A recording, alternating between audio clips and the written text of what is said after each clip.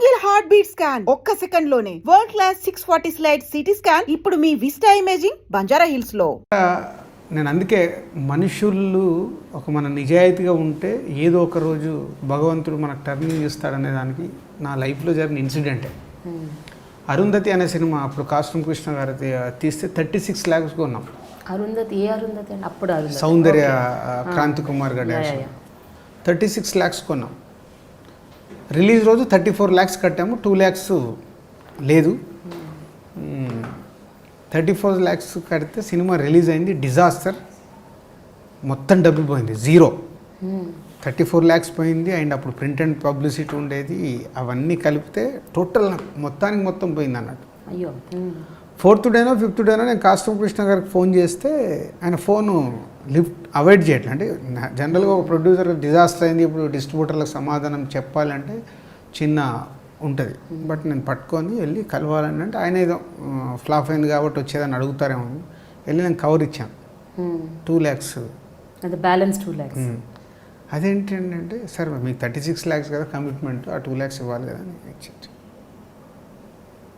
So ఇండస్ట్రీలో ఒక్కరే మొదటి ఆఖరి వ్యక్తి అంటారు, ఇండస్ట్రీలో జరగదు మామూలుగా అది. సో మాకు తెలియదు కాబట్టి మన కమిట్మెంట్ కదా, మన ఫేట్, మనం సినిమా కొనుక్కున్నాం. అది నాకు ఎలా ఉపయోగపడిందంటే కాస్ట్యూమ్ కృష్ణ గారు నెక్స్ట్ అనురాగ సంగమాన్ని కన్నడ నుంచి రీమేక్ చేస్తూ జగపతి బాబు గారితో పెళ్లి పందిరి సినిమా మొదలు పెడుతున్నారు. సో నన్ను ఓపెనింగ్ పిలిచారు. ఎందుకంటే మేము ఎలాగో ఇంకా ఆల్మోస్ట్ డ్రాప్ అయిపోయాము, ఎందుకంటే లేదు మీరు రండి అంటే నేను చెన్నై వెళ్తే నాకు VHS ఇచ్చాడు అనురాగ సంగమాన్ని. సివి రెడ్డి గారు ఆఫీస్కి వెళ్ళి నేను సినిమా వేసుకొని చూస్తే నాకు బాగా నచ్చింది. ఓకే, బాగుంది కానీ డబ్బు లేదు. ఏం చేయాలి?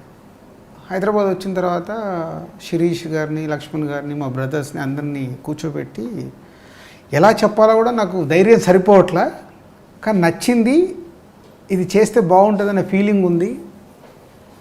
ఎక్స్ప్రెస్ చేయడానికి చేసినా మా పెద్దనే నో సినిమా ఫీల్డ్ వద్దన్నారు. నో అయిపోయింది, క్లోజ్ చేసేసుకుని ఉన్న బిజినెస్ చేసుకున్నాము అని రిజెక్ట్ కొట్టాడు. సో మళ్ళీ శిరీష్ లక్ష్మణ్ ఫస్ట్ కన్విన్స్ చేశాను, నెక్స్ట్ మా చిన్నయ్యని కన్విన్స్ చేశాను. లేదు ఇది ఫైనల్ అటెంప్ట్.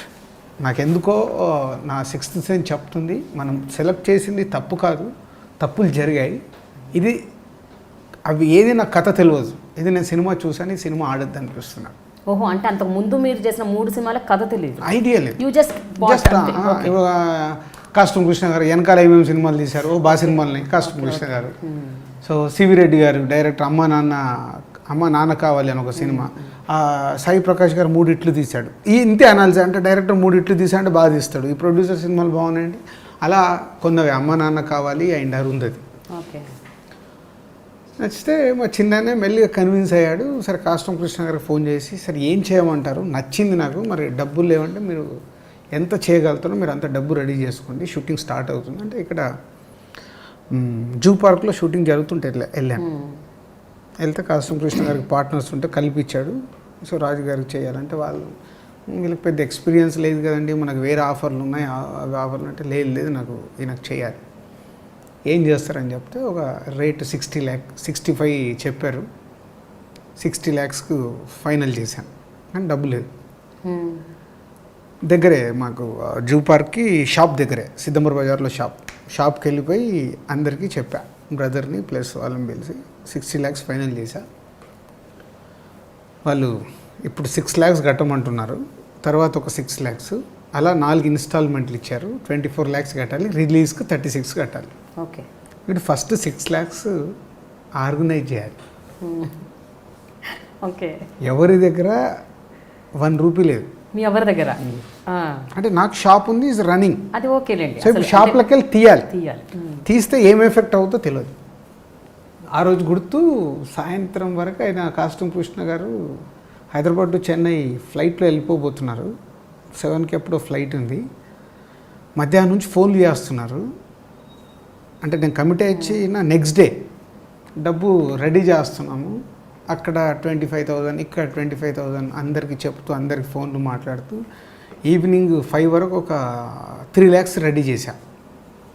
షాప్లో ఉన్న అమౌంట్ అవి అన్నీ ఒక 3 lakhs రెడీ చేసి శిరీష్ గారికి లక్ష్మణ్ గారికి ఇచ్చి పంపించా, ఎయిర్పోర్ట్కి వెళ్ళి ఇది ఇచ్చేసి రండి అని.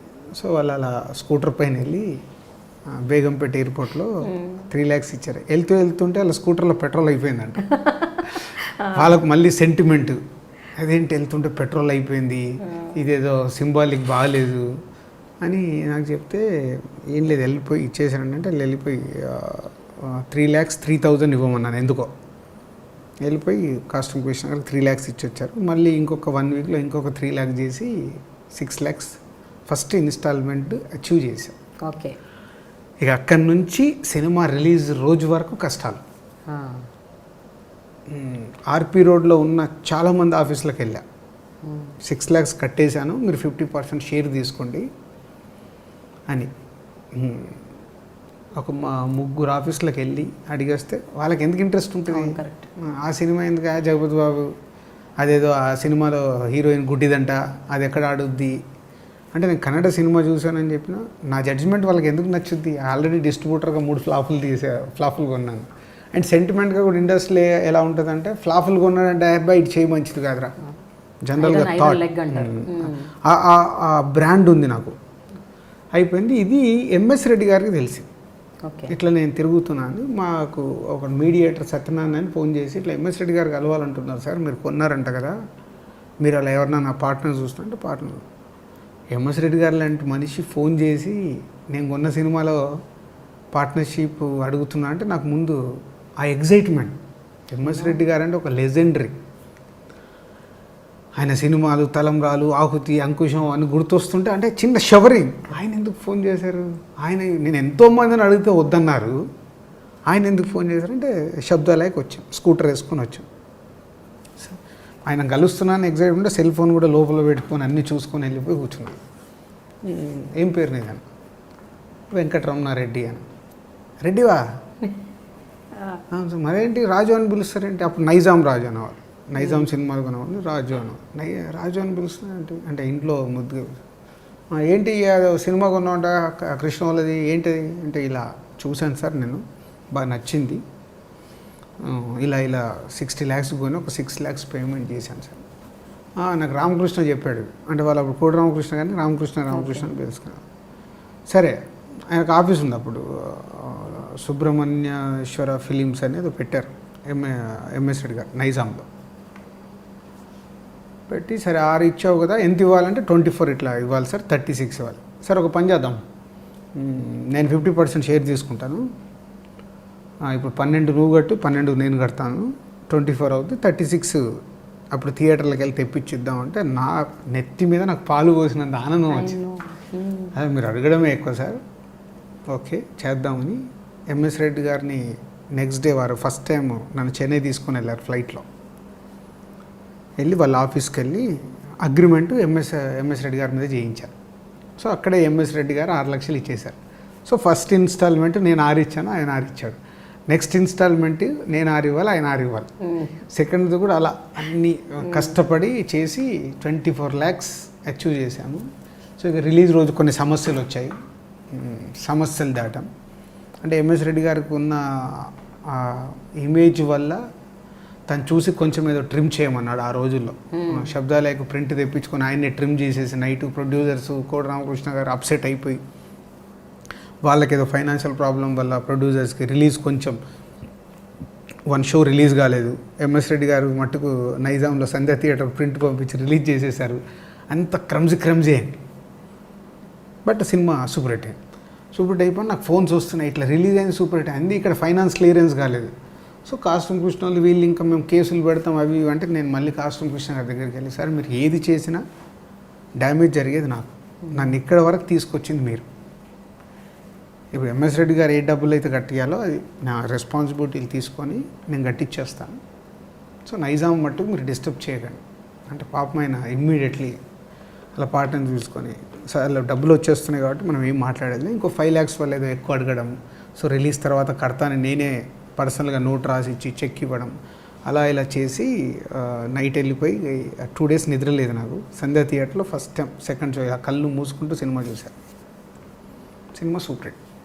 అది ఇట్స్ ఏ ఫిలిం ఇండస్ట్రీలో ఇట్స్ టర్నింగ్ నాకు. Turning point. యా. సో ఆ సినిమా లేకుంటే నేను లేను. సో వెనకకెళ్తే ఒక కమిట్మెంట్ నేను ఆనర్ చేయడం వల్ల ఒక మనిషికి నా పైన రిలేషన్ ట్రావెల్ చేయడానికి ఉపయోగపడింది అనుకుంటాను. లేకుంటే ఆ రోజు ఇండస్ట్రీలో ఈజ్ అ కామన్, అక్కడితో రిలేషన్లు కట్ అయిపోతాయి. సినిమా ఇండస్ట్రీలో నాకు తెలిసి రిలేషన్స్ ఉండవు, ఎవ్రీథింగ్ ఈజ్ మానిటరీ ఆ సినిమా వరకే. అందరు యాక్టింగ్ చేస్తుంటారు, అంటే మనతో ఒకలాగుంటారు, లైఫ్ ఒకలాగా ఉంటుంది, యాక్టింగ్ ఒకలాగా ఉంటుంది. అంటే వాళ్ళకు నటించి వ్యక్తిగతమైన రిలేషన్స్ వచ్చినప్పుడు కూడా అలాగే ఉంటాయి. ఎవరో కొందరు మట్టుకే వాళ్ళని మనము సెలెక్ట్ చేసుకోవడం అనేది is a big task in film industry. ఆ డిసిషన్ కూడా మీకు తెలవాలి, ఎవరు రైట్ ఎవరు రాంగ్. అంటే మనకు ఈజ్ రైట్, మీకు అనుభవం వచ్చి ఉంటుంది. ఎవరు ఎలా ఆలోచిస్తారు, సక్సెస్ ఉన్నప్పుడు ఎలా ఆలోచిస్తారు, ఫెయిల్యూర్ ఉన్నప్పుడు ఎలా ఆలోచిస్తారు, డబ్బు దగ్గరకు వచ్చినప్పుడు ఎలా ఆలోచిస్తారు, ఇవన్నీ చూసుకుంటూ జాగ్రత్తగా రిలేషన్స్ని కాపాడుకుంటూ ట్రావెల్ కావాలి. And for more videos, Please subscribe to iDream. Please subscribe to iDream. Please subscribe iDream. And please subscribe to iDream. For more videos, subscribe to iDream. please like, share and subscribe to the channel. Congratulations, iDream. Subscribe to iDream. Subscribe to iDream. So subscribe to iDream Media. iDream ki iDream team andarki huge congratulations. Please subscribe iDream Media. Please subscribe to iDream. Subscribe iDream. Please subscribe to iDream.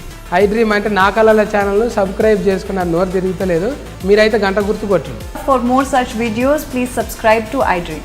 Subscribe to iDream. Please subscribe to iDream. Please subscribe iDream Media. Please do subscribe to iDream. Please subscribe to iDream Media. For best entertainment and information, please subscribe iDream. And don't forget to subscribe to iDream.